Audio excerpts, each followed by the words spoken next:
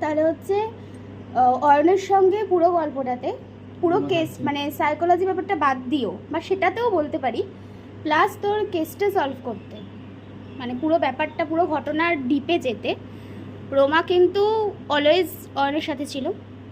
এবার সব কথা অয়ন রোমাকে বলে বা রোমা অয়নকে বলেই করছিল, মানে পুরো কেসের ব্যাপারে যেগুলো ঘটেছে সেগুলো আলোচনা হয়েই হচ্ছিল ব্যাপারগুলো।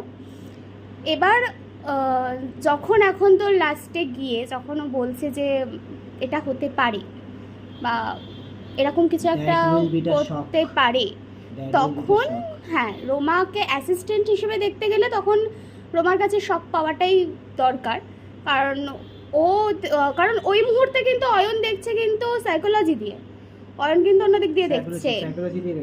হ্যাঁ, তো সেই দিক থেকে ধরতে গেলে তোর ওর শক পাওয়াটাই উচিত। এবার যেমন ধর আমি তোকে একটা জিনিস বলছি, গোলকধাম রহস্য যে গল্পটা আছে ফেলুদার, সেখানে লাস্ট মোমেন্টে যখন ফেলুদা বলছে যে লোককে না দেখে তাকে মেরে দেবার ক্ষমতা দশরথের ছিল, নিহার বাবুরও ছিল, ঠিক সেই মোমেন্টে তুপসে বলবে নিহার বাবু।